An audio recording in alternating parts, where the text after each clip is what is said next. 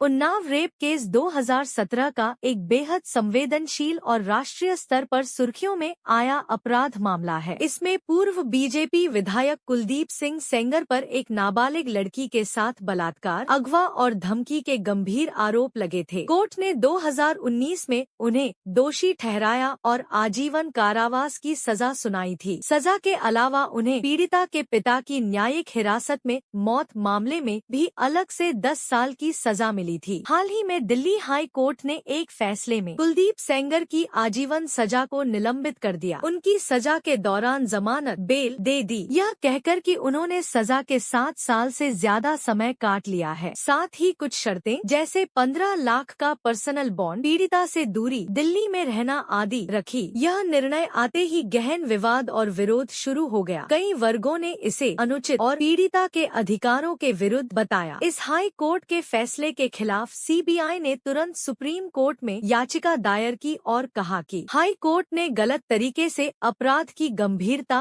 और कानून की व्याख्या की है। एक विधायक को सार्वजनिक अधिकारी मानने से इनकार करना सही नहीं। यह तथ्यों व कानून की गंभीर गलत व्याख्या है। सुप्रीम कोर्ट का ताज़ा फैसला 29 दिसंबर 2025। सुप्रीम कोर्ट ने सीबीआई की अपील पर तुरंत सुनवाई की और इस आदेश में कहा कि दिल्ली हाई कोर्ट का आदेश रोका गया, यानी अभी के लिए कुलदीप सेंगर को दी गई जमानत मान्य नहीं होगी, वह रिहा नहीं हो सकते। 3 जजों की bench, chief justice Suryakant, justice JK. Maheshwari और जस्टिस ऑगस्टीन जॉर्ज मसीह ने कहा कि इस मामले में गंभीर कानून के सवाल हैं और उन्हें विस्तृत अध्ययन की आवश्यकता है। कोर्ट ने कहा कि सहमति से बाहर कोई आदेश हटाना सामान्य बात नहीं है, लेकिन इस मामले में परिस्थितियां विशेष हैं। सेंगर अभी जेल में ही रहेंगे, बरी नहीं होंगे। सुप्रीम कोर्ट ने कहा कि कानून के प्रभावी और गंभीर अभिप्राय को हल्के में नहीं लिया जा सकता। जजों द्वारा सोशल मीडिया और सड़कों पर बहस करने की निंदा की और स्पष्ट किया कि कानूनी लड़ाई कोर्ट में ही होनी चाहिए, बाहर नहीं। यह भी कहा गया कि हाई कोर्ट ने कानून की व्याख्या में गैरमानक तकनीकी आधार पर फैसलाई दी, जो प्रश्नों को जन्म देती है और इन्हें विस्तार से देखा जाना चाहिए। पीड़िता और उसके परिवार ने सुप्रीम कोर्ट के फैसले का स्वागत किया और कहा कि न्याय की उम्मीद जिंदा रही। पीड़िता ने कहा कि उनकी लड़ाई अब भी जारी है। उन्हें लगता है कि दोषी को और सख्त सजा, मृत्यु दंड तक मिलनी चाहिए। कानून विशेषज्ञों और कई सामाजिक कार्यकर्ताओं ने सुप्रीम कोर्ट के फैसले को न्याय के पक्ष में बताया। कुछ आलोचकों ने हाई कोर्ट के फैसले की आलोचना की कि उसने गंभीर अपराध की गंभीरता को सही तरीके से नहीं समझा। वर्तमान स्थिति, कुलदीप सेंगर अभी बच नहीं पाए हैं। सुप्रीम कोर्ट ने हाई कोर्ट के बेल आदेश को रोका है, उसे अभी भी जेल में ही रहना है। मामला सुप्रीम कोर्ट में आगे बढ़ेगा। गंभीर कानूनी मुद्दों की विस्तृत सुनवाई अब आगे होगी। सुप्रीम कोर्ट का नया फैसला पीड़िता के हित में माना जा रहा है और इसने यह साफ कर दिया है कि उच्च न्यायालय का हर आदेश अंतिम नहीं है। गंभीर अपराधों में न्याय प्रणाली सतर्क रहती है। सुप्रीम कोर्ट ने इस मामले में रोका हुआ आदेश जारी रखा है